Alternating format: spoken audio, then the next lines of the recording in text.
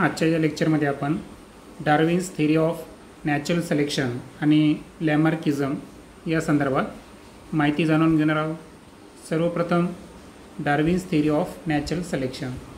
Charles Darwin had collected innumerable specimens of plants and animals, and depending upon the observations of those specimens, he published the theory of natural selection, which preaches the survival of fittest.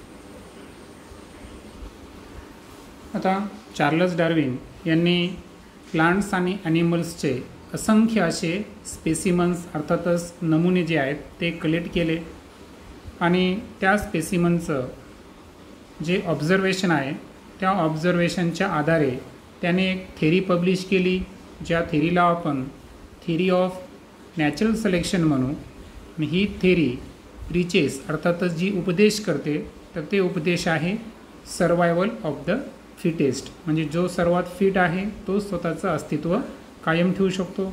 For this purpose, Darwin had published a book titled Origin of Species. आणि याच उद्देशाने डार्विनने एक book या ठिकाणी प्रसिद्ध केलं आणि ज्या बुकचं शीर्षक जे आहे ते होतं ओरिजिन ऑफ स्पेसीज, अर्थातच स्पेसीजचा उगम कोणत्या पद्धतीनं झालेला आहे. While explaining the concept, Darwin says that all the organisms reproduce prolifically. आता ही जी थेरी आहे ही एक्सप्लेन करत असताना डार्विन्सने या ठिकाणी सांगितलं की ऑल ऑर्गॅनिझम रिप्रोड्यूस प्रोलिफिकली, अर्थातच सर्व सजीव जे आहेत तर ॲक्च्युअल ते अबंडन्स जे आहे तर अबंडन्स प्रमाणामध्ये स्वतःसारखे जीव या ठिकाणी निर्माण करतात. अँड दॅट्स वाय हे जे स्टेटमेंट आहे की सर्व ऑर्गॅनिझम जे आहे प्रोलिफिकली या ठिकाणी स्वतःसारखे जे जीव आहेत ते रिप्रोड्यूस करत असतात. All the organisms compete with each other in a life-threatening manner. आणि प्रत्येक ऑर्गॅनिझम जे आहे तर सर्वच ऑर्गॅनिझम हे एकमेकांसोबत स्पर्धा आहे, एक प्रकारचं कॉम्पिटिशन आहे. आणि ही कॉम्पिटिशन जर पाहिलं आपण तर निश्चितच हे लाईफ थ्रेटनिंग मॅनर, कारण प्रत्येक सजीव जो आहे तर हा स्वतःचं अस्तित्व टिकवण्याचा या ठिकाणी प्रयत्न करतो आणि जो फिट असेल तोच या ठिकाणी सर्वाईव्ह करतो. In this competition, only those organisms sustain which show the modification essential for winning the competition. आणि या स्पर्धेमध्ये तोच ऑर्गॅनिझम सस्टेन अर्थातच या ठिकाणी स्वतःचं अस्तित्व कायम ठेवू शकतो की कॉम्पिटिशन जिंकण्यासाठी जे इसेन्शियल मॉडिफिकेशन अर्थातच अत्यावश्यक जो स्वतःमध्ये बदल असेल हा बदल जे ऑर्गॅनिझम घडून आणू शकतात त्याला ते सस्टेन करू शकतात, तेच या ठिकाणी कॉम्पिटिशनमध्ये जिंकू शकतात.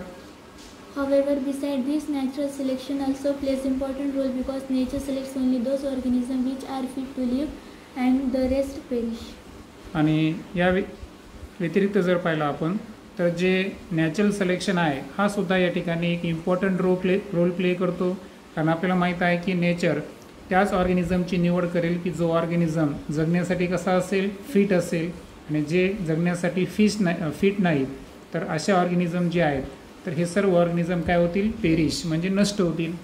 Sustaining and selected organism can perform reproduction and thereby give rise to the new species with their own specific characters. आणि म्हणून ज्या ऑर्गॅनिझमनं स्वतःमध्ये इसेन्शियल मॉडिफिकेशन आणून स्वतःला सस्टेन केलं आणि ज्या ऑर्गॅनिझमला निसर्गानं निवडलं अर्थातच सिलेक्टेड ऑर्गॅनिझम, तर तेच ऑर्गॅनिझम या ठिकाणी काय करू शकतात, रिप्रोडक्शनची प्रोसेस परफॉर्म करू शकतात आणि स्वतःसारख्या नवीन स्पेसीजला ते या ठिकाणी जन्म देऊ शकतात. आणि निश्चितच न्यू स्पेसीजमध्ये त्यांचे स्वतःचे असे स्पेसिफिक कॅरेक्टर्स हे ट्रान्सफर होत असतात.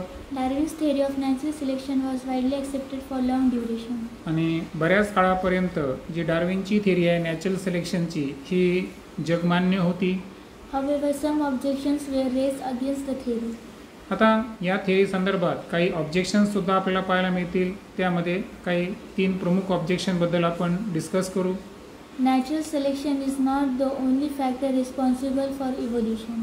आता इव्हॉल्युशनसाठी नॅचरल सिलेक्शन हा एकमेव फॅक्टर कारणीभूत असू शकत नाही. आणि डार्विनची थिअरी जर पाहिली आपण तर ही एकाच फॅक्टरवर आधारित आहे, तो फॅक्टर म्हणजे नॅचरल सिलेक्शन. तर हा डार्विनच्या थिअरीचा पहिला ड्रॉबॅक.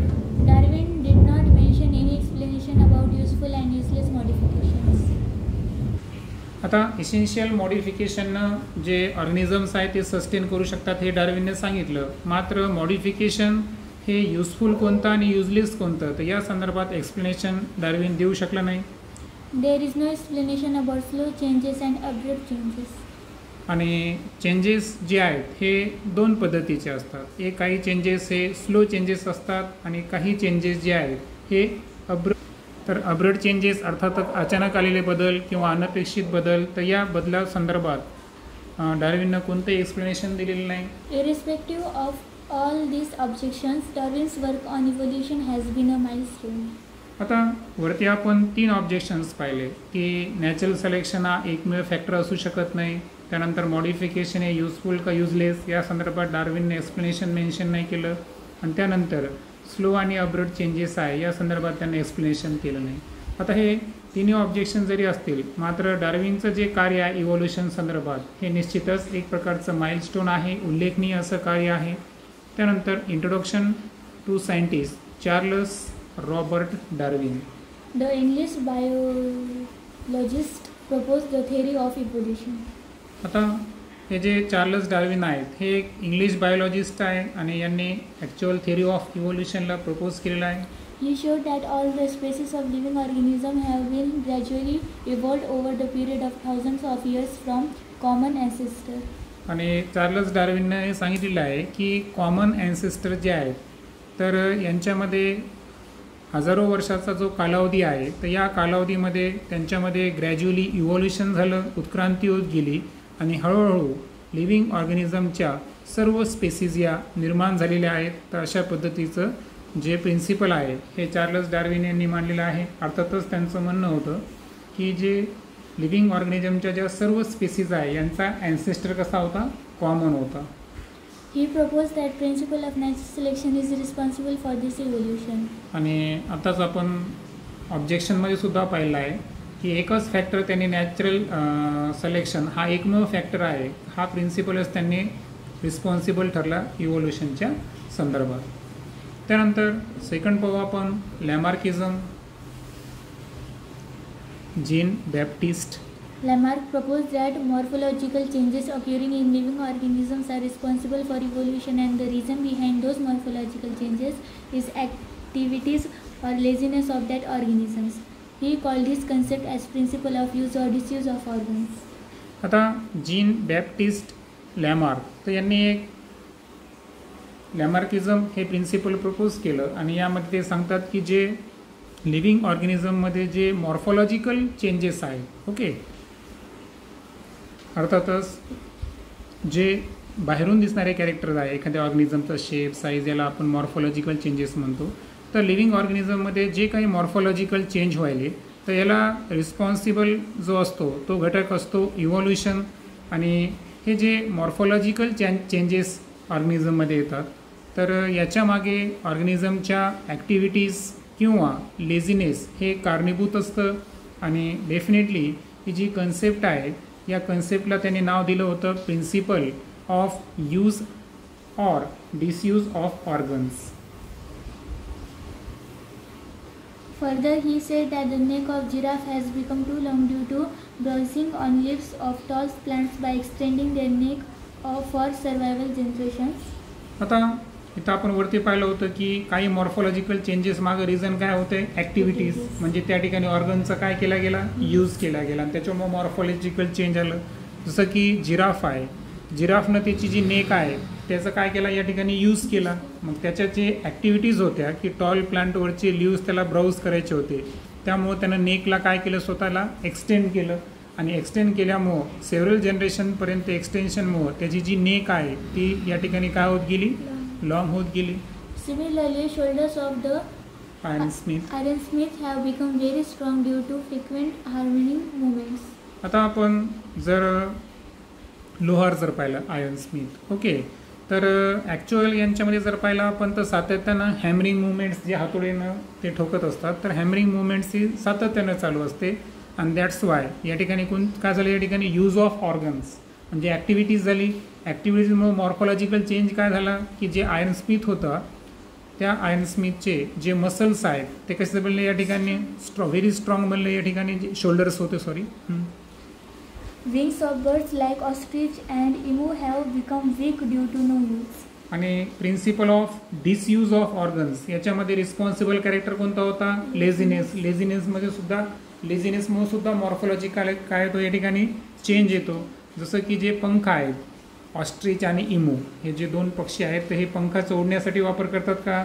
नाही. दॅट्स वाय त्यांचे जे पंख आहेत ते काय व्हायला या ठिकाणी वीक होत गेले आहे की नाही. म्हणजे वीक झाल्यामुळं त्यांच्या पंखाचा काही वापर आहे का? नाही. आपल्याला माहिती आहे की ऑस्ट्रिच आणि इमू हे उडू शकत नाही. Legs of the birds like swine and duck have become useful for swimming due to living in water, and snakes have lost their legs by modifications in their body for burrowing habit. आता जे हंस आणि बदकासारखे जे प्राणी आहेत तर त्यांचे जर legs पाहिले आपण okay legs of the birds ते काय होले या ठिकाणी become useful for swimming due to living in water. म्हणजे पाण्यामध्ये त्यांनी त्या ऑर्गनचा काय केला वापर केला त्याच्यामुळे मॉर्फॉलॉजिकल चेंज आले आणि पायाच्या साहाय्यानं ते काय करू लागले स्विमिंग करू शकतात. त्यानंतर स्नेक्स जर पाहिलं आपण तर स्नेक्सनं काय केलं की त्याची एक हॅबिट असते बिरुईंग हॅबिट बरोबर आहे का. म्हणजे जे बीळ वगैरे ते बिळामध्ये राहण्याची त्याची सवय असते आणि दॅट्स वाय त्याच्या बॉडीमध्ये काही मॉडिफिकेशन झाले आणि त्या मॉडिफिकेशनमुळं त्यानं लेगचा काय केला या ठिकाणी लॉस केला. म्हणजे याच्यामध्ये काही प्रिन्सिपल यूज आणि काही डिसयूज आपल्या लक्षात येईल. All these examples are types of acquired character and are transferred from one generation to another generation. आता याचे सर्व एक्झाम्पल पाहिले आपण तर याच्यामध्ये काय झालं की एका जनरेशनकडून दुसऱ्या जनरेशनकडे जे कॅरेक्टर या ठिकाणी ट्रान्सफर झाले तर ते कॅरेक्टर्स त्यांनी काय केलं की ऑर्गनला यूज केलं स्वतःमध्ये मॉडिफिकेशन आणलं. स्वतःमध्ये मॉडिफिकेशन आणलं म्हणजे कॅरेक्टर असतात त्यांनी ॲक्वायर केलं. दॅट्स वाय त्या कॅरेक्टरला आपण काय म्हणायचं ॲक्वायर्ड कॅरेक्टर्स. आणि हे ॲक्वायर्ड कॅरेक्टर्स एका जनरेशनकडून दुसऱ्या जनरेशनकडे ट्रान्सफर होणे यालाच काय म्हणायचं theory of inheritance of acquired characters किंवा त्याला म्हणू आपण Lamarckism. Okay so This is called as theory of inheritance of acquired character or Lamarckism. तर use and disuse of organs याच्यामध्ये जे काही लेझिनेस ॲक्टिव्हिटीज असतील किंवा लेझिनेस असेल तर यामध्ये काय झालं काही मॉडिफिकेशन आलं आणि हे मॉर्फोलॉजिकल चेंजेस जे आले तर हे एका जनरेशननं ॲक्वायर करून अनदर जनरेशनकडे काय केलं ट्रान्सफर केलं. दॅट्स वाय ह्याला म्हणायचं लॅमार्किझम किंवा theory of inheritance of acquired characters. Introduction to scientist यामध्ये आपण अगोदर जीन बॅप्टिस्ट लॅमार्क यांच्या संदर्भात इन्फॉर्मेशन जाणून घेऊ. Lamarck proposed that the activities of the organisms are responsible for their evolution. आता लॅमार्क यांनी जे प्रिन्सिपल मांडलं की त्यांचं म्हणणं होतं की जे ऑर्गॅनिझममध्ये इव्हॉल्युशन असतं तर हे इव्हॉल्युशनच्या मागे जर काय असेल तर त्या ऑर्गॅनिझमच्या काय असतात ॲक्टिव्हिटीज ज्या ऑर्गॅनिझमच्या आहेत तेच कारणीभूत आहे इव्हॉल्युशनसाठी. These French naturalists propose that each animal or plant undergoes some changes in its lifespan, and those changes are transferred to the next generation, and such changes occur in next subsequent generations too. आता हे जे लॅमार्क्स आहेत तर हे actual एक France या देशाचे होते आणि ते निसर्गतज्ञ होते. That's why is a naturalist. आणि त्यांनी प्रपोज केलं की प्रत्येक ॲनिमल किंवा जो प्लांट आहे तर हा त्याच्या लाईफस्पॅनमध्ये स्वतःमध्ये काय आणत असतो काही चेंज आणत असतो आणि हे चेंजेस एका जनरेशनकडून दुसऱ्या जनरेशनकडे काय होतात ट्रान्सफर होतात ज्यांना आपण काय म्हणलो ॲक्वायर्ड कॅरेक्टर्स म्हणलो. आणि हे ॲक्वायर्ड कॅरेक्टर्स किंवा चेंजेस हे पुन्हा आणखीन नेक्स्ट सबसिक्वेंट जनरेशनमध्ये सुद्धा घडून येतात. सो पूर्णपणे जर पाहिलं आपण तर ॲक्वायर्ड कॅरेक्टर आधारित ही थेरी ऑफ इनहेरिटन्सची जी थेरी आहे तर ही कोणी प्रपोज केली लॅमार्क्स यांनी. Development of organ due to specific activities or their degeneration due to no use at all was widely accepted, but transfer of those characters from generation to generation was rejected. आता लॅमार्क्स आपण पाहिलं की डार्विनच्या थेरीवर सुद्धा काही objection होते आणि तरी ती वाईडली ॲक्सेप्टेड केली गेली होती काही काळासाठी. सेम पद्धतीनं जे लॅमार्कची थेरी होती तर त्यामध्ये जे त्यांनी सांगितलं होतं की जे ऑर्गनची डेव्हलपमेंट होते हे कशामुळे होते त्याच्या स्पेसिफिक ॲक्टिव्हिटीजमुळे किंवा काही ऑर्गन्स जे आहेत हे डिजनरेट होतात कारण त्याचा कुठलाही काय केला जातो यूज केला जात नाही. तर याला वाईडली ॲक्सेप्टेड केलं गेलं. मात्र एका जनरेशनकडून दुसऱ्या जनरेशनकडं हे ॲक्वायर्ड कॅरेक्टर ट्रान्सफर होतातच, हा जो प्रिन्सिपल आहे तो काय झाला या ठिकाणी रिजेक्ट केला गेला. Because it had been verified many times that modifications brought in us are not transferred to next generation and thereby Lamarck's theory was disproved. आणि हे बऱ्याच वेळेस प्रूव्ह केलं गेलं आहे की एखाद्या ऑर्गॅनिझममध्ये इन्क्लुडिंग ह्युमन बीइंग काही मॉडिफिकेशन त्यानं स्वतःमध्ये जर आणले असेल तर ते नेक्स्ट जनरेशनमध्ये 100% ट्रान्सफर होतीलच असं आहे का? नाही. तर बरेच मॉडिफिकेशन जे आहेत हे एका जनरेशनकडून दुसऱ्या जनरेशनकडे ट्रान्सफर होत नाही. आणि म्हणून जे ॲक्वायर्ड कॅरेक्टरची थिअरी आहे तर ती या ठिकाणी काय होते, डिस्प्रूव्ह होते. The living organism can transfer the character which it has acquired to the next generation. This is called ancestry of acquired characters. आणि असं असेल तरी जे लिव्हिंग ऑर्गॅनिझम्स आहेत ना त्यांचं एक वैशिष्ट्य आहे की ते त्यांचे कॅरेक्टर्स त्यांनी जे ॲक्वायर केले होते तर हे ॲक्वायर केलेले कॅरेक्टर जे नेक्स्ट जनरेशनमध्ये जर ट्रान्सफर होत असतील तर डेफिनेटली त्या ॲक्वायर्ड कॅरेक्टरला काय म्हणायचं, ॲन्सेस्ट्री ऑफ द ॲक्वायर्ड कॅरेक्टर. कारण ॲक्वायर्ड कॅरेक्टर्स हे एका जनरेशनकडून दुसऱ्या जनरेशनकडे काय व्हायले, ट्रान्सफर व्हायले. आणि ट्रान्सफर होत असतील तर निश्चितच त्यांना म्हणायचं ॲन्सेस्टरी ऑफ ॲक्वायर्ड कॅरेक्टर्स. नेक्स्ट व्हिडिओमध्ये आपण स्पेसिएशन आणि ह्युमन इव्होल्युशन या संदर्भात डिटेलमध्ये डिस्कस करू.